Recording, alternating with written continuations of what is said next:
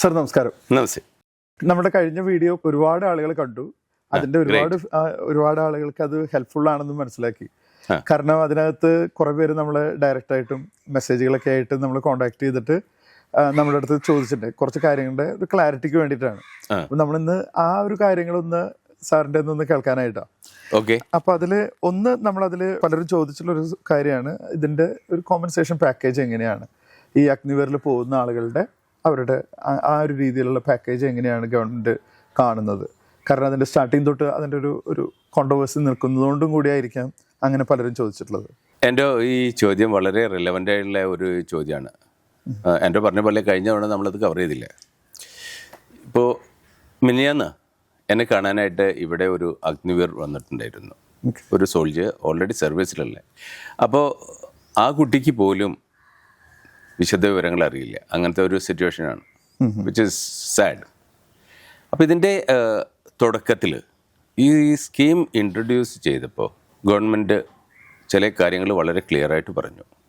അതിൽ ഏറ്റവും ആദ്യമായിട്ട് പറഞ്ഞത് ഒരു അഗ്നിവീർ 4 വർഷം സർവീസ് ചെയ്ത് കഴിഞ്ഞതിന് ശേഷം ആ അഗ്നിവീറിന് ഒരു എക്സ് സർവീസ്മെൻ്റെ സ്റ്റാറ്റസോ ബെനിഫിറ്റോ കിട്ടില്ല.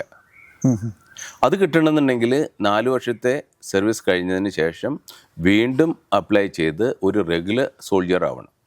അത് കഴിഞ്ഞ് ടേംസ് ഓഫ് എൻഗേജ്മെൻറ്റിനനുസരിച്ച് 15 വർഷമോ 20 വർഷമോ സർവീസ് ചെയ്ത് കഴിഞ്ഞതിന് ശേഷം അവർക്ക് ആ ബെനിഫിറ്റ് കിട്ടുള്ളൂ. അപ്പോൾ സ്റ്റാർട്ടിങ്ങിൽ ആ സാലറിയിൽ ഇപ്പോഴൊരു വ്യത്യാസമില്ല. അപ്പോൾ ഇതിൽ പറഞ്ഞത് 4 വർഷമാണല്ലോ. സ്റ്റാർട്ടിങ് സാലറി 30,000 റുപ്പീസാണ് സ്റ്റാർട്ടിങ് സാലറി. അപ്പോൾ അത് എന്ന് എൻറോൾമെൻ്റ് ആവുന്നു അന്ന് മുതൽ ഈ 30,000 ആണ്. അത് കഴിഞ്ഞ് അടുത്ത വർഷം അത് 33,000 ആവും. അതിൻ്റെ അടുത്ത വർഷം അത് 36,500 ആവും. ഫൈനൽ ഇയറിൽ അത് 40,000 ആവും പെർ മന്ത്. അപ്പോൾ ഈ സാലറിയിൽ നിന്ന് 30% ഡിഡക്റ്റ് ചെയ്തിട്ട് ഒരു സേവാനിധി സ്കീം എന്ന് പറഞ്ഞിട്ടുള്ള ഗവൺമെൻറ്റിൻ്റെ ഒരു സ്കീമുണ്ട്. അപ്പോൾ അതിൽ ഈ 30% ഇൻഡിവിജ്വലിൻ്റെ അടുത്ത് നിന്ന് ഡിഡക്റ്റ് ചെയ്യും. അത്ര എമൗണ്ട് തന്നെ ഗവൺമെൻറ്റും ഇതിലേക്ക് കൺട്രിബ്യൂട്ട് ചെയ്യും. Okay. So for example first year ആദ്യത്തെ മാസം കിട്ടുന്നത് 30,000 ആണ്. ഈ 30,000 അഗ്നിവീറിന് ബൈ ഹാൻഡ് 21,000 കിട്ടും. 30% ഈ സേവാനിധി സ്കീമിലേക്ക് പോകും, അതായത് 9,000 റുപ്പീസ്. അത്ര എമൗണ്ട് ഗവൺമെൻറ്റും കൺട്രിബ്യൂട്ട് ചെയ്യും. ഓക്കെ. അപ്പോൾ എത്ര എമൗണ്ട് ആയി? 18,000 രൂപയായി. അങ്ങനെ 4 വർഷം കഴിഞ്ഞാൽ ഈ ഉള്ള ടോട്ടൽ എമൗണ്ടിൻ്റെ മീതെ ഇൻട്രസ്റ്റ് അടക്കം അഗ്നിവീർ തിരിച്ചു വരുമ്പോൾ വീട്ടിലേക്ക് 11.71 ലക്ഷം രൂപ ഈ കുട്ടിയുടെ കയ്യിലുണ്ടാവും. 11.71 lakh rupees. അതാണ് സാലറി എന്ന് പറയുന്ന അത്. പിന്നെ ഇവർക്ക് PFO ഗ്രാറ്റുവിറ്റിയോ യാതൊരു ബെനിഫിറ്റും ഇല്ല. പിന്നെ വലിയ ഒരു ഇഷ്യൂ എല്ലാവരുടെയും കൺസേൺ ആയിരുന്നത്, ബൈ ചാൻസ് അവർക്ക് സർവീസിൽ വെച്ച് എന്തെങ്കിലും സംഭവിച്ചിട്ടില്ലേ, എന്താണ് അതിൻ്റെ ഇഷ്യൂ എന്നുള്ളതാണ്. എന്തെങ്കിലും കാഷ്വാലിറ്റീസ് ഉണ്ടായാലും ഉദാഹരണത്തിൽ ഇപ്പോൾ പല വിധത്തിലും കാഷ്വാലിറ്റി ആവാം. അപ്പോൾ കാഷ്വാലിറ്റി എങ്ങനെയൊക്കെ ആവാം? ഒന്ന്, സേ ഫോർ എക്സാമ്പിൾ ഡ്യൂറിങ് വാർ, അല്ലെങ്കിൽ ആർമി അല്ലെങ്കിൽ നേവി എയർഫോഴ്സ്, അവർ ഈ നേച്ചുറൽ കലാമിറ്റീസ് ഒക്കെ ഉണ്ടാകുമ്പോൾ, for example floods, fire, earth ഭൂമികുലുക്കം, ഈ വക കാര്യങ്ങളൊക്കെ ഉണ്ടാകുമ്പോൾ, അല്ലെങ്കിൽ സിവിൽ അൺറെസ്റ്റ് ഒക്കെ ഉണ്ടാകുമ്പോൾ സിവിലിന് ഇവരെ സഹായിക്കാനായിട്ട് ആർമി എംപ്ലോയി ആവും. അപ്പോഴും അവർ ആക്ച്വലി ബോണഫൈഡ് മിലിറ്ററി ഡ്യൂട്ടിയിലാണ്. അപ്പോൾ അങ്ങനെ ഇരിക്കുമ്പോൾ എന്തെങ്കിലും സംഭവിച്ചെന്നിരിക്കും. അല്ലെങ്കിൽ ടെററിസ്റ്റ് ഓർഗനൈസേഷൻ, അവരെ നമ്മൾ കൗണ്ടർ ടെററിസ്റ്റ് ഓപ്പറേഷനിൽ ഇൻവോൾവ് ആകുമ്പോൾ അവർക്ക് എന്തെങ്കിലും സംഭവിച്ചാൽ, അപ്പോൾ അതൊരു കാര്യം. പിന്നെ ഇതൊന്നുമല്ലാതെ ഡ്യൂ ടു നാച്ചുറൽ കോസസ് ഒരാൾ കാഷ്വാലിറ്റി ആണ്. അപ്പോൾ അങ്ങനെ 3 സിറ്റുവേഷനാണ്. ഇനി 4ാമത്തെ സിറ്റുവേഷൻ, ആൾ മരിക്കുന്നില്ല, അയാൾക്ക് ഒരു ഡിസബിലിറ്റി വരെയാണ്. It can be a temporary disability or a permanent disability. Temporary disability is not accounted for, കാരണം അത് ട്രീറ്റ് ചെയ്തിട്ട് ശരിയാക്കാവുന്നതാണല്ലോ. പിന്നെ പെർമനന്റ് ഡിസബിലിറ്റി, അപ്പോൾ ഈ വക കാര്യങ്ങൾ കൺസിഡർ ചെയ്തുകൊണ്ട് ഗവൺമെൻറ് അടുത്ത സ്റ്റേജിൽ ഓക്കെ കുറച്ച് റൂൾസ് ഇറക്കി. അപ്പോൾ ഇപ്പോൾ ആസ് പെർ ദ ലേറ്റസ്റ്റ് ഒരു non contributory insurance scheme 48 lakh rupees ആണ് for any casualty who dies. അതിപ്പോൾ ഏതൊരാളെ ഒരു അഗ്നിവീർ സർവീസിലിരിക്കെ ഏത് സ്റ്റേജിൽ വെച്ച് എവിടെ വെച്ചിട്ടും അൺഫോർച്ചുനേറ്റ് ഒരു കേസിൽ മരിക്കുകയാണെങ്കിൽ 48 lakh rupees ഇൻഷുറൻസ് കിട്ടും. അതുകൂടാതെ ഒരു എക്സ്ഗ്രേഷ്യ പാക്കേജ് ഉണ്ട്, അത് 42 lakhs ആണ്. അപ്പോൾ ഈ 42 lakhs ഡിസൈഡ് ചെയ്യാനായിട്ട് കാഷ്വാലിറ്റീസിനെ 3 കാറ്റഗറി ആയിട്ട് തിരിച്ചിട്ടുണ്ട്. X, Y, Z. എക്സ് എന്ന് പറയുന്നത് due to non attributable reasons from the services side. ഒരാൾ ഫോർ എക്സാമ്പിൾ ഒരു അഗ്നിവീർ ലീവിൽ വന്നു, നാട്ടിൽ വെച്ച് മരിക്കുകയാണ്. അപ്പോൾ അത് മിലിറ്ററി സർവീസ് കാരണം അഗ്രവേറ്റ് ആയിട്ടില്ല, അട്രിബ്യൂട്ടബിൾ അല്ല, യുദ്ധത്തിലൊന്നും ഇൻവോൾവ് അല്ല. അവർക്ക് ഈ എക്സ്ഗ്രേഷ്യ എൻറ്റൈറ്റിൽഡ് അല്ല. ഓക്കെ, അവർക്ക് എലിജിബിൾ അല്ല. അത് X category. They are X category.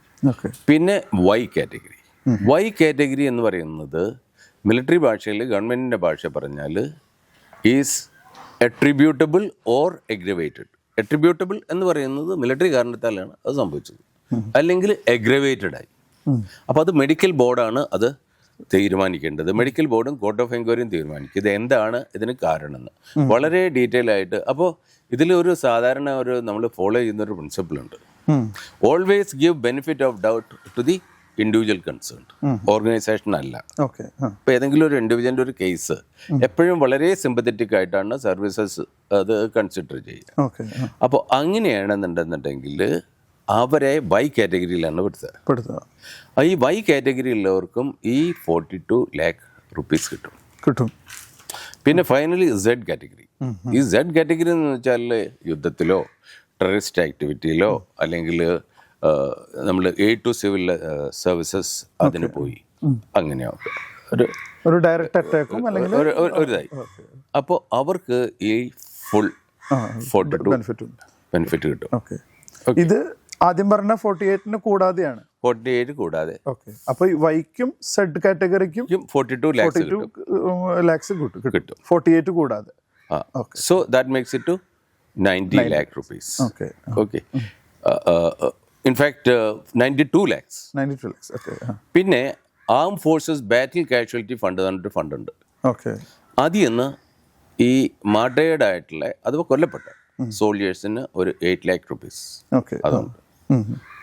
So to some up, ഏതെങ്കിലും ഒരു അഗ്നിവീർ ഒരു യുദ്ധസ്ഥലത്ത് വെച്ച് അഥവാ മാർട്ടേർ ആവുകയാണെങ്കിൽ അവരുടെ നെക്സ്റ്റ് ഓഫ് കിന് 1 കോടി രൂപ കിട്ടും.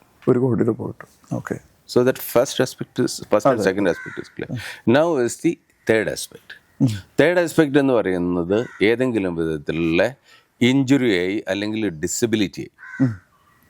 സോ ദിസ് ഡിസബിലിറ്റി, ഓക്കെ, ആ ഡിസബിലിറ്റിയെ മെഡിക്കൽ ബോർഡ് അതിൻ്റെ പെർസെൻറ്റേജ് നോക്കും, എത്ര പെർസെൻറ്റേജാണ് ഡിസബിലിറ്റി എന്ന്. അപ്പോൾ അതിന് 3 കാറ്റഗറിയാണ്. ഒന്ന് 20 to 49%. അവർക്ക് 50% ഡിസബിലിറ്റി. അതായത് എങ്ങനത്തെ ഡിസബിലിറ്റിയാണ്? ഇപ്പോൾ ചിലർക്ക് കയ്യുമ്മൽ ഒരു ഫ്രാക്ചർ ആയി, ഇഞ്ചേർഡ് ആയി, കൈ ശരിക്കും മൂവ് ചെയ്യാൻ പറ്റില്ല, അങ്ങനെയൊക്കെ. അത് മെഡിക്കൽ ബോർഡാണ് ഡിസൈഡ് ചെയ്യുക. അത് കഴിഞ്ഞാൽ പിന്നെ 50 to 75%. അവർക്ക് 75% ഡിസബിലിറ്റി കിട്ടും.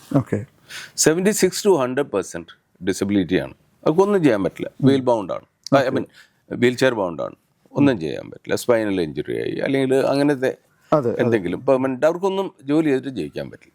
അപ്പോൾ അവർക്ക് 100% ഡിസബിലിറ്റി കിട്ടും. അപ്പോൾ ഈ 100% ഡിസബിലിറ്റി കിട്ടുന്ന ആൾക്കാർക്ക് അവർക്ക് ഈ നേരത്തെ ഞാൻ പറഞ്ഞല്ലോ എക്സ്ഗ്രേഷ്യ, അതിൻ്റെ ഫുൾ എമൗണ്ട് കിട്ടും, 42 lakhs. ഇൻഷുറൻസ് കിട്ടില്ലായിരിക്കും. Insurance is only in case of ഡെത്തിൽ മാത്രമേ ഉള്ളൂ, ഡിസീസ്ഡ് കേസിനുണ്ടോ. ഇപ്പോൾ 75% ആണെന്നുണ്ടെന്നുണ്ടെങ്കിൽ അവർക്ക് 25 lakh rupees കിട്ടും. അതിൻ്റെ താഴെയുള്ള കാറ്റഗറി, ഓക്കെ ആ കാറ്റഗറിക്ക് ദാറ്റ് ഈസ് 20% to 50%, അവർക്ക് 15 lakh rupees കിട്ടും. ഓക്കെ, ഇതിനെല്ലാറ്റിനും പുറമെ ഒരു Agniveer, let say he becomes A casualty after 2 years of service, okay 2 വർഷം കഴിഞ്ഞ്. അപ്പോൾ ഈ 2 വർഷം കഴിഞ്ഞതിന് ശേഷം ആ കുട്ടി 4 വർഷം അവന് സർവീസ് കംപ്ലീറ്റ് ചെയ്യാൻ പറ്റുന്നില്ല. അപ്പോൾ ആ കുട്ടിക്ക് അതുവരെ അവൻ കൺട്രിബ്യൂട്ട് ചെയ്തിട്ടുള്ള പൈസയും ഗവൺമെൻറ് കൺട്രിബ്യൂട്ട് ചെയ്തിട്ടുള്ള പൈസയും അത് മുഴുവനും വിത്ത് ഇൻട്രസ്റ്റ്, പിന്നെ ബാക്കിയുള്ള സാലറി ഉണ്ടല്ലോ, 4 വർഷമാണല്ലോ ടോട്ടൽ. അതെ. അപ്പോൾ ഈ 4 വർഷത്തിൽ ഈ 2 വർഷം കഴിഞ്ഞോ അല്ലെങ്കിൽ 3 വർഷം കഴിഞ്ഞു ബാക്കിയുള്ള സർവീസിൻ്റെ പൈസ എത്രയാണ്, ആ പൈസ കൂടെ കിട്ടും. ഇതാണ് ഇപ്പോഴത്തെ ബെനിഫിറ്റ്സ്. ഇത് ഇനിയും ഇമ്പ്രൂവ് ആവാനേ സാധ്യതയുള്ളൂ. പിന്നെ മറ്റൊന്ന് വളരെ പ്രധാനപ്പെട്ട ഒരു എലിമെൻറ്റ്, ഇപ്പോൾ ഏതെങ്കിലും ഒരു സോൾജിയർ സർവീസിലിരിക്കെ കൊല്ലപ്പെട്ടു, ഫോർ എക്സാമ്പിൾ സിയാച്ചിൻ ഗ്ലേഷ്യറിൽ ഇപ്പോൾ എന്നും പ്രശ്നമാണ്. നമ്മുടെ ലൈൻ ഓഫ് ആക്ച്വൽ കൺട്രോളിൽ പാകിസ്ഥാനായിട്ട് എന്നും ലൈൻ ഓഫ് കൺട്രോളിൽ എന്നും പ്രശ്നമുണ്ട്. ഓക്കെ, അല്ലെങ്കിൽ ഇപ്പോൾ ലൈൻ ഓഫ് ആക്ച്വൽ കൺട്രോൾ ചൈനയായിട്ട് നമുക്ക് പ്രശ്നങ്ങളുണ്ട്. അപ്പോൾ ഇങ്ങനെയുള്ള ഈ പ്രശ്നങ്ങൾ നടന്നുകൊണ്ടിരിക്കുമ്പോൾ ഏതെങ്കിലും വിധത്തിൽ കാഷ്വാലിറ്റീസ് ആവുകയാണെങ്കിൽ അവർക്കൊരു സോൾജിയറുടെ സ്റ്റാറ്റസാണ് കൊടുക്കുക. അപ്പോൾ അവർക്ക് ഓരോ സ്റ്റേറ്റ് ഗവൺമെൻറ്റും ഒരേ തരത്തിലുള്ള ബെനിഫിറ്റാണ് കൊടുക്കുന്നത്. ഓക്കെ, സേ ഫോർ എക്സാമ്പിൾ അത് ചിലപ്പോൾ 1 കോടിയാവാം, 2 കോടിയാവാം, 10 ലക്ഷം ആവാം, ഇനി പെട്രോൾ പമ്പ് ആവാം, ഭൂമി ആവാം, എന്തും ആവാം. ഓക്കെ, ഇൻവേരിയബിളി അത് ഇതിൽ കൂടുതലും എംഫസിസ് വടക്കേന്ത്യയിലാണ് ഞാൻ കണ്ടിട്ടുള്ളത്. Say for example Haryana, Punjab, ആ പ്രദേശത്ത് കൂടുതൽ ആൾക്കാരും ഉണ്ട് അല്ലേ? അല്ല, അവർക്ക് പിന്നെ നോക്ക്, as far as they are concerned military is a way of life for them. Military ഇല്ലെങ്കിൽ അവരില്ല. ഉദാഹരണത്തിന് ജമ്മു കാശ്മീർ, ജമ്മു കാശ്മീരിൽ അവിടെ ആർമി ഇല്ല എന്നുണ്ടെന്നുണ്ടെങ്കിൽ ആ സ്ഥലം പാകിസ്ഥാൻ പിടിച്ചെടുക്കും. അതെ. പഞ്ചാബിൽ ആർമി ഇല്ല, പാകിസ്ഥാൻ വന്നിട്ട് പഞ്ചാബ് പിടിച്ചെടുക്കും. സോ ബോർഡർ സ്റ്റേറ്റുകളിൽ ഇത് വളരെ ഇമ്പോർട്ടൻ്റ് ആണ്. അതെ. അതുപോലെ തന്നെ Himachal Pradesh. So wherever we have an international border or a line of control or a line of actual control, അപ്പോൾ ആ സ്റ്റേറ്റ്സിലുണ്ടല്ലോ അവർക്ക് സർവീസിനായിട്ടൊരു പ്രത്യേക കൺസിഡറേഷൻ ഉണ്ട്. അപ്പോൾ ഞാൻ ബാക്കിയുള്ള സ്റ്റേറ്റുകൾക്ക് ഇല്ല എന്നല്ല ഞാൻ വിവക്ഷിക്കുന്നത്. ഡെഫിനറ്റ്ലി അപ്പോൾ അവരുടെ കൺട്രിബ്യൂഷൻസ് കിട്ടാറുണ്ട്, നല്ല എമൗണ്ട് കിട്ടാറുണ്ട്. ഇപ്പോൾ കാർഗിൽ യുദ്ധം കഴിഞ്ഞപ്പോൾ എനിക്ക് ഓർമ്മയുണ്ട്, ഒരു സ്റ്റേറ്റും 10 ലക്ഷം രൂപയിൽ കുറവ് കൊടുത്തിട്ടില്ല ഓരോരുത്തർക്കും. അത് ഈ അഗ്നിവീറിനും കിട്ടും. അഗ്നിവീർ എന്ന് പറയുന്നത് ആർമിയിലെ ഒരു സ്കീമാണ്. പക്ഷേ as far as state is concerned is A soldier ആണല്ലോ. ഇതാണ് ഇവർക്ക് കിട്ടുന്ന. സർ, ഇങ്ങനെ ഇപ്പോൾ ഒന്ന് പറഞ്ഞു വന്നപ്പോൾ പറയാം, ഇപ്പോൾ അഗ്നിവീറായിട്ട് ജോയിൻ ചെയ്തു, ഇങ്ങനെ മുന്നോട്ട് പോയിക്കൊണ്ടിരിക്കുക. ഏതെങ്കിലും സ്റ്റേജിൽ ഇവർക്ക് തിരിച്ചു വരണം എന്ന് തോന്നുകയാണെങ്കിൽ അത് എപ്പോഴാണ് പറ്റുക? അല്ലെങ്കിൽ അത് 4 വർഷം കമ്പൽസറി ആണോ? ഇപ്പോൾ ഒരു 1 year കഴിഞ്ഞു, അവിടെ ബ്രേക്ക് ചെയ്തിട്ട് തിരിച്ചു വരാൻ പറ്റുമോ? എങ്ങനെയാണ് അതിന് എന്തെങ്കിലും ഒരു? The answer is no. Okay, it's not possible. ഓഹോ. അൺലെസ് ഞാൻ നേരത്തെ പറഞ്ഞ പോലെ ഒരു മെഡിക്കൽ കാറ്റഗറി ആവുക, ഒരു ഡിസബിലിറ്റി ആവുക. അപ്പോൾ അതും ആർമി ഡിസൈഡ് ചെയ്യണം. പിന്നെ ഓടിപ്പോവുക, ചാടിപ്പോവുക എന്നൊക്കെ പറഞ്ഞിട്ട് പലതും നടക്കല്ലോ. അല്ലാതെങ്കിൽ ഞാൻ അന്ന് നമ്മുടെ ഇൻ്റർവ്യൂ നടക്കുമ്പോൾ പറഞ്ഞു, പോയിട്ട് ശരീരത്തിലാകെ പോയിട്ടൊരു ടാറ്റു കുത്തുക, അതൊക്കെ കുത്തിയിട്ട് അവിടെ ചെല്ലുക, അല്ലെങ്കിൽ കല്യാണം കഴിക്കുക, അത് പറഞ്ഞാൽ ആർമി പുറത്താക്കും. ഓക്കെ, അല്ലാതെ വേറൊരു തരത്തിലും പോരാൻ പറ്റില്ല. 4 വർഷം കമ്പൽസറി ആയിട്ട് 4 year കോൺട്രാക്ട് ആണ്, 4 year ടൂർ ഓഫ് ഡ്യൂട്ടി എന്ന് പറയാൻ. So you cannot in between പോന്നാലും യാതൊരു ബെനിഫിറ്റും ഉണ്ടാവില്ല. No, nothing. ഓക്കെ. പിന്നെ ഒരു പ്രധാനപ്പെട്ട ഒരു ചോദ്യം, നമ്മളിപ്പോൾ ഇതിൽ ജോയിൻ ചെയ്യുന്ന ഒരു സമയം 17 വയസ്സാണ് അല്ലേ?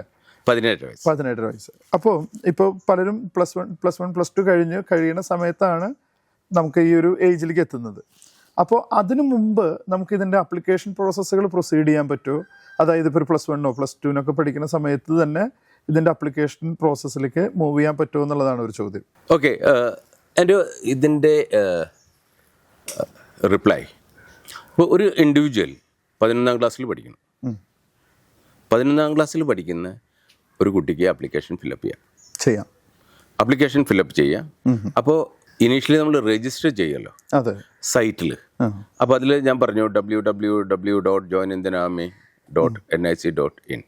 അപ്പോൾ അതിൽ ചോദിക്കും എന്താണ് നമ്മുടെ ക്വാളിഫിക്കേഷൻ. അപ്പോൾ അതിനകത്ത് നമുക്ക് പറയാം പ്രസന്റ് ഇൻ 11th സ്റ്റാൻഡേർഡ്. അതിന് പ്രത്യേക ഒരു ക്വസ്റ്റ്യൻ ഉണ്ട്, ഒരു ഓപ്ഷൻ ഉണ്ട്. അപ്പോൾ അത് കഴിഞ്ഞിട്ട് നമ്മൾ സെക്കൻഡ് സ്റ്റേജിന് പോകുമല്ലോ.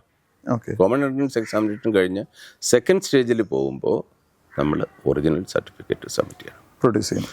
അവിടെ പ്രൊവിഷണൽ സർട്ടിഫിക്കറ്റ് പറ്റില്ല, ഒറിജിനൽ സർട്ടിഫിക്കറ്റ് തന്നെ പ്രൊഡ്യൂസ് ചെയ്യണം. അപ്പോൾ അത് പോസിബിൾ ആണ് അല്ലേ? It is possible. പിന്നെ ഒരു ചോദ്യം, ഈ നഴ്സിംഗ്, മെഡിക്കൽ അങ്ങനെയുള്ള ആളുകൾക്കുള്ള, കാരണം മിലിറ്ററിയിൽ ഓൾറെഡി അങ്ങനെയുള്ളവർക്ക് ഒരു സ്പെഷ്യൽ എൻട്രി ഉണ്ടല്ലോ. അപ്പോൾ അതുപോലെ നമുക്ക് ഈ അഗ്നിവീറിൽ, അഗ്നിപഥിൽ അങ്ങനെയുള്ള ആളുകൾക്കുള്ള, മെഡിക്കൽ സൈഡിൽ നിന്നുള്ള ആളുകൾക്കുള്ള എൻട്രി എങ്ങനെയാണ്, അത് ഉണ്ടോ? അങ്ങനെയുള്ളൊരു ചോദ്യമാണ് ചോദിച്ചത്. നഴ്സിംഗ് അസിസ്റ്റൻസിന് എപ്പോഴും മിലിറ്ററിയിൽ ഒരു എംപ്ലോയബിലിറ്റി ഉണ്ട്. അപ്പോൾ ആർമി മെഡിക്കൽ കോർ, ഈ ആർമി AMC, ആർമി മെഡിക്കൽ കോറിലാണല്ലോ ഈ നഴ്സിംഗ് അസിസ്റ്റൻസ് ഉണ്ടാവുക. അപ്പോൾ അതിന് അവരുടേതായിട്ടുള്ള ഒരു എൻട്രി സ്കീമുണ്ട്. അപ്പോൾ അവരെ പറയുന്നത് സോൾജിയർ ടെക്നിക്കൽ നഴ്സിംഗ് അസിസ്റ്റൻറ്റ് ഓ സോൾജിയർ ടെക്നിക്കൽ വെറ്റിനറി ആണ്. ഓക്കെ. അപ്പോൾ അവരുടെ റിക്വയർമെൻറ്റ് ഞാൻ നേരത്തെ പറഞ്ഞ പോലെ 17 വയസ്സ് മുതൽ 21.5 വയസ്സ് ആണ് എൻട്രി എന്നാണ് എൻ്റെ ശരിയായിട്ടുള്ള വിശ്വാസം. അവർക്കും. പക്ഷേ 1-2 സൈറ്റിൽ ഞാൻ ഈയിടെയായിട്ട് നോക്കിയപ്പോൾ അവിടെ 23 എന്നും കാണിക്കുന്നുണ്ട്. 17 മുതൽ 23. ആദ്യം ടെക്നിക്കൽ എൻട്രിക്കാർക്ക് അവർക്ക് 17 മുതൽ 23 വയസ്സ് വരെ ആയിരുന്നു. അഗ്നിപഥ് സ്കീം വന്നപ്പോൾ അത് 17 മുതൽ 21 വരെ ആയി. അപ്പോൾ ആ ലോജിക്ക് നമ്മൾ അപ്ലൈ ചെയ്യുകയാണെങ്കിൽ നഴ്സിംഗ് അസിസ്റ്റന്റിന്, കാരണം ക്വാളിഫിക്കേഷൻ സെയിം ആണല്ലോ, അപ്പോൾ 21 വയസ്സ് വരെ വരാനേ സാധ്യമുള്ളൂ. അപ്പോൾ അതിനെ പറ്റിയുള്ള ക്ലാരിഫിക്കേഷൻ അതാത് റിക്രൂട്ടിംഗ് ഓർഗനൈസേഷൻ ചെയ്യണം. അല്ലെങ്കിൽ അതിൻ്റേതായിട്ടുള്ള വേക്കൻസി ഉണ്ടെന്നുണ്ടെങ്കിൽ നമ്മൾ അപ്പോൾ പബ്ലിസിറ്റി വരുമല്ലോ അതിൻ്റെ പേപ്പറിലൊക്കെ, അതിനകത്ത് മെൻഷൻ ചെയ്തിട്ടുണ്ടാവും. അപ്പോൾ അതിലും ക്വാളിഫിക്കേഷൻ റിക്വയർമെന്റ് 10+2 ആണ്. 10+2 വിത്ത് ബയോളജി. അപ്പോൾ അതിനകത്ത് മാത്സ്, ഫിസിക്സ്, കെമിസ്ട്രി, ബയോളജി അങ്ങനെ ഒരു കോമ്പിനേഷൻ ഉണ്ടല്ലോ. ബയോളജി ഒരു മാൻഡേറ്ററി റിക്വയർമെന്റ് ആണ്. ഓക്കെ. അപ്പോൾ ആ ബയോളജിയിൽ ഇപ്പോൾ ബയോളജി ചിലയിടത്ത് ബയോളജി ഉണ്ടാവില്ല. അപ്പോൾ ബയോളജി അത് സ്പ്ലിറ്റ് ചെയ്തിട്ട് ബോട്ടണി ആൻഡ് സുവോളജി ആവാം. റൈറ്റ്. അപ്പോൾ ബയോളജിക്ക് ആണ് ഇതിൽ കൂടുതൽ വെയിറ്റേജ്. അപ്പോൾ നേഴ്സിംഗ് അസിസ്റ്റൻറ്റ് സ്കീമിന് മാർക്സിൻ്റെ എൻട്രൻസ് എക്സാമിനേഷൻ്റെ മാർക്ക് അതും 50 തന്നെയാണ്. ഈ 50 മാർക്സിൻ്റെ ഡിസ്ട്രിബ്യൂഷൻ ബയോളജിക്ക് 15, കെമിസ്ട്രിക്ക് 15, മാത്സിനും ഫിസിക്സിനും 5. പിന്നെ ജനറൽ നോളജ് അതിന് 10 മാർക്ക്. ജനറൽ നോളജ് ആൻഡ് അതിനിപ്പോൾ നമുക്ക് general knowledge and current affairs and reasoning എന്നൊക്കെ പറയാം. അപ്പോൾ ടോട്ടൽ 50 ആണ്. ഇതിൻ്റെ assessment is out of 200 marks. So each question fetches you 4 marks. അഥവാ നമ്മൾ അറ്റംപ്റ്റ് ചെയ്തില്ലെങ്കിൽ നമുക്ക് മാർക്കൊന്നും കിട്ടില്ല. അപ്പോൾ മൾട്ടിപ്പിൾ ചോയ്സ് ക്വസ്റ്റ്യന് എല്ലായിടത്തും എന്നും നെഗറ്റീവ് മാർക്കിംഗ് ഉണ്ടായിട്ടുണ്ട്. അതായത് ടോട്ടൽ മാർക്കിന്റെ 25% നെഗറ്റീവ് മാർക്കിംഗ് ഉണ്ട്. ഇതിന്റെ എൻട്രൻസിന്റെയും കാര്യത്തിൽ അങ്ങനെ തന്നെയായിരുന്നു. അങ്ങനെയാണ്. ഇപ്പൊ ഇതൊക്കെ ടൈം ടു ടൈം ഇതൊക്കെ ചേഞ്ച് ആവും. അതിന്റെ ഒരു ഡിസിഷൻ മേക്കിങ്ങിനൊക്കെ army authorities so they can decide whether there would be negative marking. ഈ നഴ്സിംഗ് അസിസ്റ്റന്റിന്റെ വേക്കൻസി കുറവാണെങ്കിലും ട്രെമൻഡസ് ഓപ്പർച്യൂണിറ്റീസ് നഴ്സിംഗിനല്ലേ. Oh yes, tremendous opportunities. അപ്പോൾ അവർ ഈ 4 വർഷം ട്രെയിനിങ് ചെയ്ത് കഴിഞ്ഞാൽ അവർക്ക് ഇന്ത്യയിലുള്ള ബെസ്റ്റ് ഹോസ്പിറ്റലിൽ പോകാൻ പറ്റും. Best hospitals. ഇപ്പം നമ്മുടെ ഗുരുവായൂർ ഈ ഭാഗത്ത് നിന്ന് കുറച്ച് ദിവസം മുമ്പ് ഒരു പയ്യനെ കാണാതെ, എന്നിട്ട് അവൻ തിരിച്ചു വന്നു. അപ്പോൾ അവൻ നഴ്സിംഗ് അസിസ്റ്റൻ്റ് ആയിട്ടാണ് ചേർന്നത്. പക്ഷേ അവൻ 4 വർഷം കഴിയുമ്പോഴത്തേന് അവൻ D.Pharm സെലക്ട് ആയി, ഡിപ്ലോമ ഇൻ ഫാർമസി. അപ്പോൾ ഒരുപാട് ഓപ്പർച്യൂണിറ്റീസ് ഉണ്ട്. മിലിറ്ററിയിൽ ഒരിക്കൽ നഴ്സിംഗ് അസിസ്റ്റൻ്റ് ആയിട്ട് ചേർന്ന് കഴിഞ്ഞാൽ ആവശ്യമുണ്ടെന്നുണ്ടെങ്കിലും അതിനായിട്ടുള്ള ആ ഒരു വില്ലിങ്നെസ് ഉണ്ടെന്നുണ്ടെങ്കിലും ഉണ്ടല്ലോ, ഒരുപാട് നമുക്ക് പ്രോഗ്രസ് ചെയ്യാൻ പറ്റും. വളരെ നല്ലതാണ്. പക്ഷേ വേക്കൻസീസ് ഒബ്വിയസ്ലി കുറവാണ്. അതുപോലെ തന്നെ ഈ ട്രേഡ്മാൻ കാറ്റഗറി എന്നൊക്കെ നമ്മൾ ഈ അതും ഇങ്ങനെ ചോദിക്കുന്നത്, ഇപ്പോൾ ഈ പലരും ഈ കുക്കിംഗ് അതുപോലെ മീൻസ് ഷെഫ് അങ്ങനത്തെ നമ്മൾ നോർമലി മിലിറ്ററിയിൽ അങ്ങനത്തെ ഒരു റിക്രൂട്ടിംഗ് ഉണ്ടല്ലോ, അതും എങ്ങനെയാണ്? അതൊരു നല്ല ഒരു കുറയാണ് പബ്ലിക്കിൻ്റെ. മിലിറ്ററിയിൽ ഈ ഒരു കാറ്റഗറി ഇല്ലാന്നുണ്ടെങ്കിൽ മിലിറ്ററിക്ക് മൂവ് ചെയ്യാൻ പറ്റില്ല. ഒരു പറച്ചിലുണ്ട്, നെപ്പോളിയൻ പറഞ്ഞാണ് army marches on its stomach എന്ന്. ഒരു സോൾജിയറെ സംബന്ധിച്ചിടത്തോളം അവന് നല്ല ഭക്ഷണം കിട്ടണം, ആവശ്യമായിട്ടുള്ള റെസ്റ്റ് കിട്ടണം, നല്ല ട്രെയിനിങ് കിട്ടണം. ഇതാണ് ഒരു സോൾജിയറുടെ ആവശ്യം. This are the basic requirements. അപ്പോൾ അങ്ങനെയുള്ള ഈ ആവശ്യമായിട്ടുള്ള ഈ സർവീസ് അവൻ ജീവിക്കുന്ന പരിസരങ്ങൾ വൃത്തിയായിരിക്കണം. ഓക്കെ, ഫോർ എക്സാമ്പിൾ ഒരു ഫീൽഡ് ഏരിയയിലാണ് അവന് ഒന്ന് he has to attend the nature, call of nature. അപ്പോൾ അതിന് വേണ്ടി ടോയ്ലറ്റ് സൗകര്യങ്ങളൊന്നും അവിടെ പ്രോപ്പർ ടോയ്ലറ്റ് സൗകര്യങ്ങളൊന്നും ഉണ്ടാക്കാൻ പറ്റില്ല, പക്ഷേ അവിടെ മോഡിഫൈഡ് ആയിട്ടുള്ള അറേഞ്ച്മെൻറ്റ്സ് വേണം.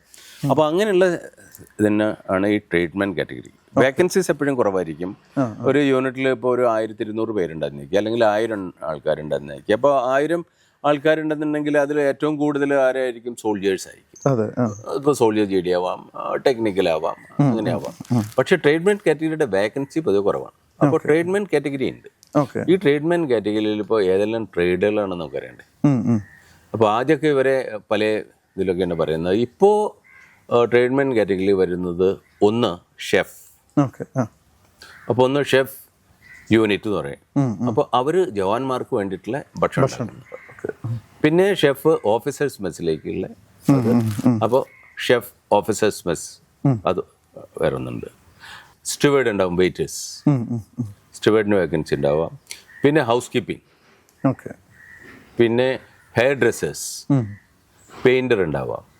പിന്നെ എക്യുപ്മെന്റ് ആൻഡ് ബൂട്ട് റിപ്പയർ എന്ന് പറഞ്ഞിട്ട് ഒരു കാറ്റഗറി ഉണ്ട്. വാഷർമാൻ്റെ, അതിനൊക്കെ ഇപ്പോഴത്തെ നല്ല കുറെ സൊഫിസ്റ്റിക്കേറ്റഡ് ആയിട്ടുള്ള പേരുകളുണ്ട്. പിന്നെ store hand general duty, SHGD എന്ന് പറഞ്ഞിട്ട്. അപ്പോൾ അവിടെയാണ് ഈ സ്റ്റോറിലൊക്കെ വരുന്നതും അക്കൗണ്ട് ചെയ്യുന്നതും. ഓക്കെ, പിന്നെ ഈ അനിമൽസിനെ നമുക്ക് ഹോഴ്സസ് ഉണ്ടാവാം, മ്യൂൾസ് ഉണ്ടാവാം, ഡോഗ്സ് ഉണ്ടാവാം. അപ്പൊ അതിന് ആയിട്ടുള്ള വേക്കൻസീസ് ഉണ്ട്. ഇപ്പോൾ ഉദാഹരണത്തിന് മ്യൂൾസിനെ കൊണ്ട് നടക്കുന്ന ഡ്രൈവേഴ്സ് ഉണ്ട്. അവരെ ഡ്രൈവർ മ്യൂൾ ആർട്ടിലറി എന്നാണ് പറയാ. ഇപ്പൊ അവരുടെ പേര് എന്തെങ്കിലും മാറ്റിയിട്ടുണ്ടോ ഇല്ല. I mean it is only playing with semantics, it is only playing with words. പക്ഷെ അവരുടെ ജോലി അതാണ്. പിന്നെ ഡോഗ്സിന് ഹാൻഡിൽ ചെയ്യുക, ട്രെയിൻ ചെയ്യുക. പിന്നെ ഈ കുതിരയെ, അപ്പൊ അതിന്റെ സൈസ് എന്ന് പറയാം, SYCE സൈസ് എന്ന് പറയും. ഓക്കെ, പിന്നെ അവരുടെ ഈ ഹെറിയേഴ്സ് കൊണ്ട് വേറൊരു കാറ്റഗറി ഉണ്ട്. ഇതൊക്കെ വളരെ കുറവ് വേക്കൻസി ഉള്ളൂ, പക്ഷെ ഇങ്ങനത്തെ ഈ കാറ്റഗറീസ് ഒക്കെ ഉണ്ട്. അപ്പൊ ഇതിനെ രണ്ടായിട്ടാണ് ഇവർ തിരിച്ചിട്ടുള്ളത്. ഈ രണ്ടായിട്ട് തിരിച്ചിട്ടുള്ളത്, ഒന്ന് metric pass, metric pass, SSLC pass. ഒന്ന് 8th പാസ്. പ്ലസ് 2 വേണമെന്നില്ല. നോ, അത് മെട്രിക് പാസ് ജസ്റ്റ് പാസ്സായാൽ മതി. പക്ഷെ എല്ലാ വിഷയത്തിലും 33 മാർക്ക് വേണം. 20 മാർക്കും പണ്ട് കേരളത്തിലൊക്കെ ഉണ്ടായിരുന്നു. 10 മാർക്ക് 5 മാർക്ക് കിട്ടിയാൽ അവരില്ലേ 33% മാർക്കാണ്. ഇനിയിപ്പോൾ 8ാം ക്ലാസ്സുകാരുടെ ആ കാറ്റഗറി ഉണ്ടല്ലോ, അതിൽ 8th പാസ്സാവാം, 8th പാസ്സാവാം. പിന്നെ അവർക്ക് 33% മാർക്ക് വേണം. ഇനി ഇവർക്ക് ചില കൺസെഷൻസ് ഒക്കെ ഉണ്ട്. ഇവർക്ക് ഈ റണ്ണിങ് ഉണ്ടല്ലോ, ഈ റണ്ണിങ്ങിന് നമ്മളന്ന് സോൾജിയർ GD പറ്റി പറഞ്ഞു minimum time is 5 minutes and 30 seconds. അതിൽ താഴെ വരണമെന്നല്ലേ പറഞ്ഞു. 1.5 മൈൽ, 1 മൈൽ.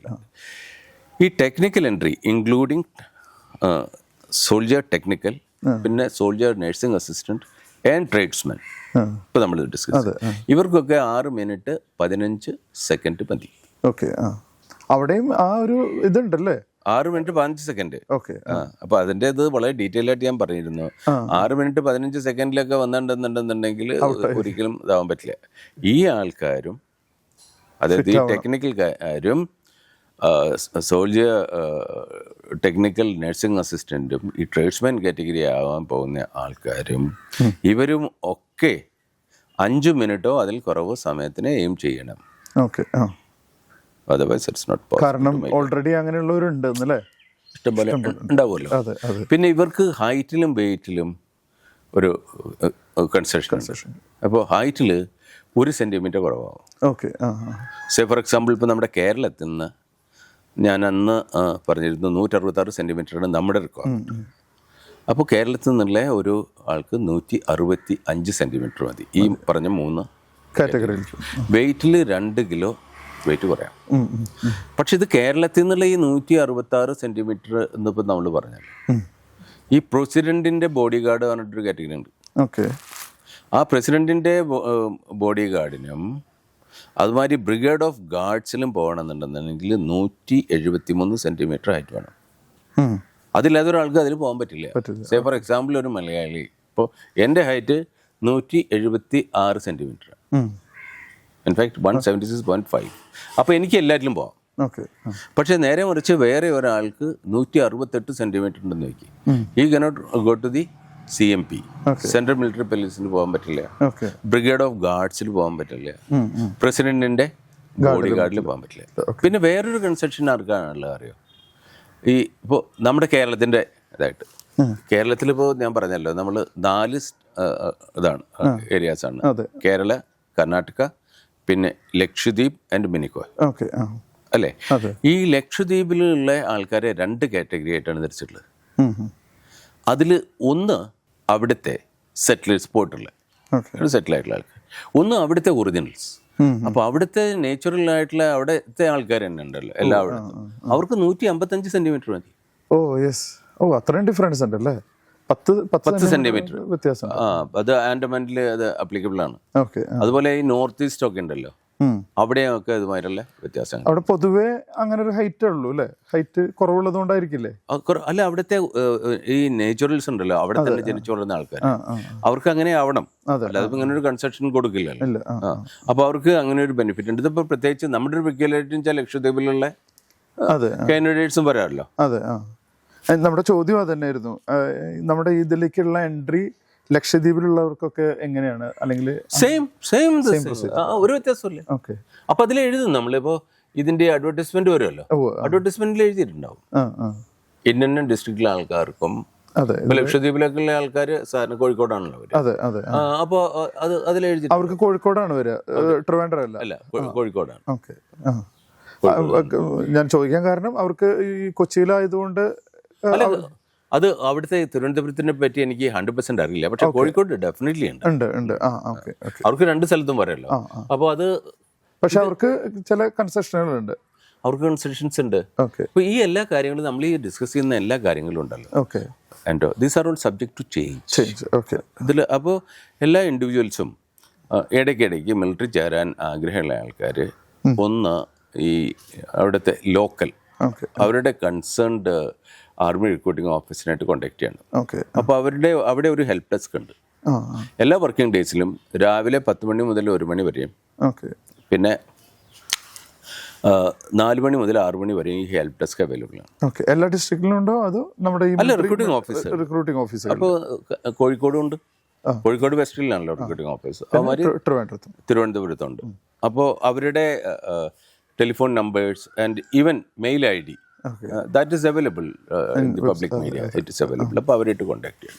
ഓക്കെ. ഇത്രയും വിശേഷങ്ങളാണ് അതിൽ ചോദിച്ചിട്ടുള്ളത്. സാറിന് കഴിഞ്ഞ ഇതിൽ എന്തെങ്കിലും വേറെ കൂടുതൽ എന്തെങ്കിലും ആഡ് ചെയ്യാൻ എന്തെങ്കിലും വിട്ടുപോയതോ?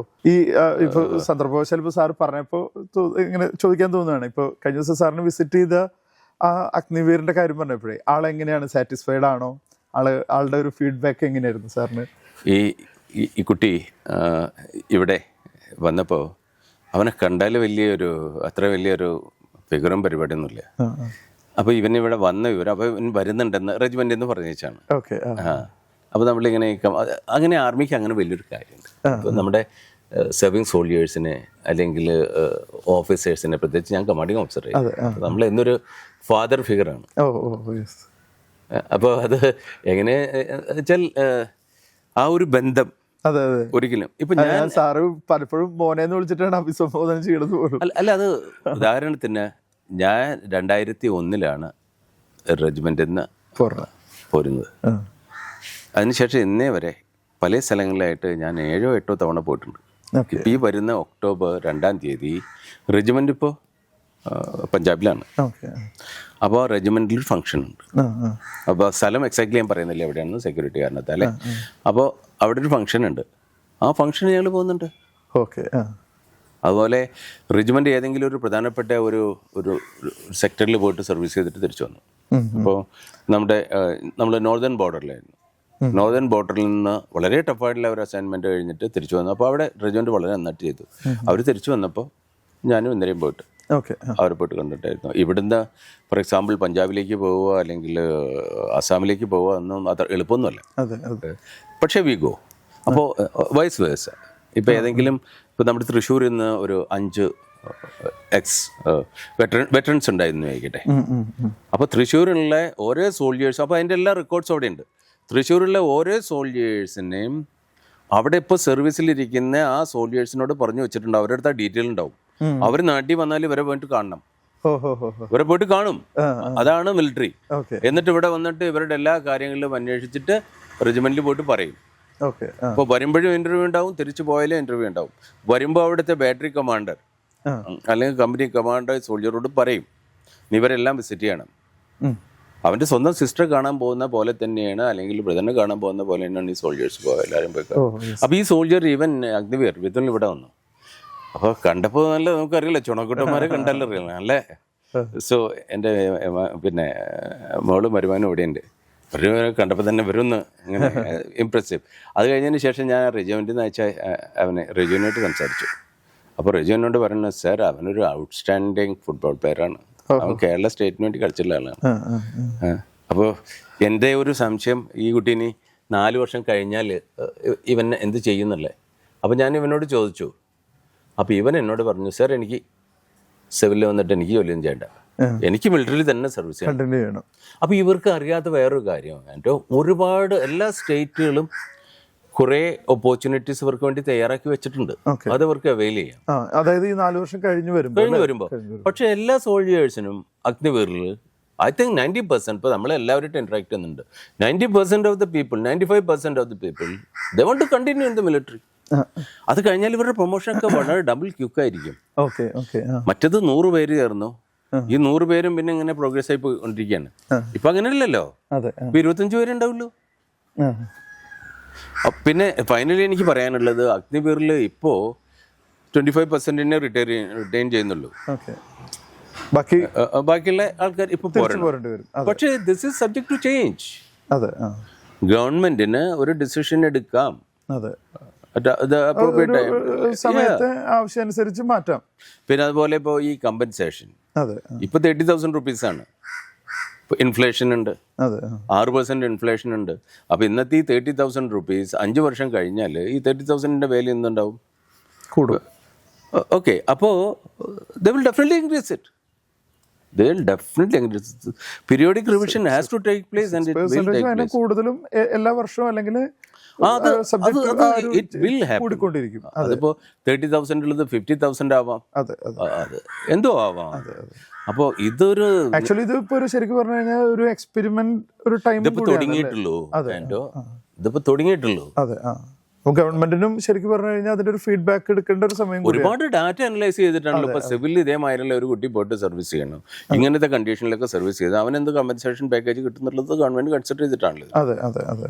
തിരിച്ചു വന്നു കഴിഞ്ഞാലും ഒരുപാട് ഓപ്പർച്യൂണിറ്റീസ്. കാരണം ശരിക്കും പറഞ്ഞു കഴിഞ്ഞാൽ ഈ 4 വർഷം ഒരു ട്രെയിനിങ് എന്നൊക്കെ കൺസിഡർ ചെയ്താൽ പോലും അവർക്കൊരു ഭയങ്കര ഒരു ബെനിഫിറ്റ് ആണല്ലോ അല്ലെ, അത്രയും ട്രെയിനിങ്. അല്ല, അതിലിപ്പോ എനിക്ക് പറയാനുള്ളത്, ഒരു 100 കുട്ടികളെയും ഈ വിതുലിനെയും കൊണ്ടിട്ട് ഒരുമിച്ച് നിർത്തുക ഒരു ഗ്രൂപ്പിൽ, എന്നിട്ട് ഇവനെ ഒരു ഗ്രൂപ്പിൽ കൊണ്ടിട്ട് നിർത്തുക അവരുടെ കൂടെ.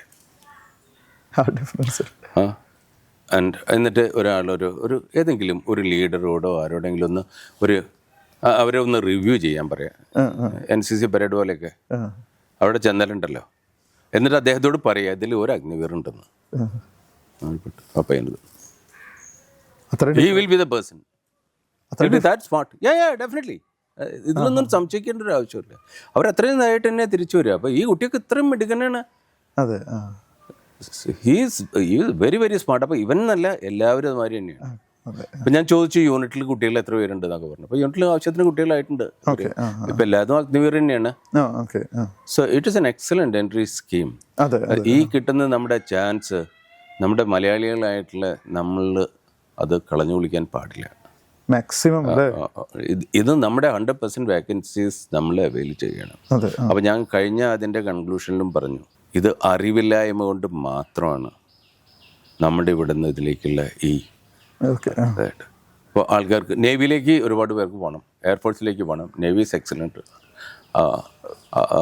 Air force is excellent, but real soldiering is in the army. Real soldiering is in the army. അതിൽ ഒരു സംശയമില്ല. So people should avail. നേവിനെയും എയർഫോഴ്സിനെയും പറ്റിയിട്ട് നമ്മൾ കവർ ചെയ്തില്ല, അതിൽ എനിക്ക് എക്സ്പെർട്ടീസ് ഇല്ല. But scheme is same. അപ്പോൾ എയർഫോഴ്സുകാരെ വായു അഗ്നിവീർ എന്ന് പറയും. അവര് നേവിക്കാർക്ക് വേറെ എന്തെങ്കിലും പേരുണ്ട്, അത്ര വ്യത്യാസമുള്ളൂ. സെയിം പ്രൊസീജിയർ, എല്ലാം സെയിം തന്നെ. എല്ലാം സെയിം തന്നെ. എന്തായാലും കൂടുതൽ കുട്ടികൾ എന്താ പറയാ, ചുണക്കുട്ടന്മാര് കേരളത്തിൽ നിന്ന് ഉണ്ടാവട്ടെ. ഒരുപാട് ആളുകൾ അല്ലെ രാജ്യത്തിന്റെ അഖണ്ഡതയ്ക്കും അഭിമാനവുമായിട്ട് മാറട്ടെ, അങ്ങനെ നമുക്ക് ആശംസിക്കാം. Definitely. Yes. God bless. Thank you sir. Thank you so much.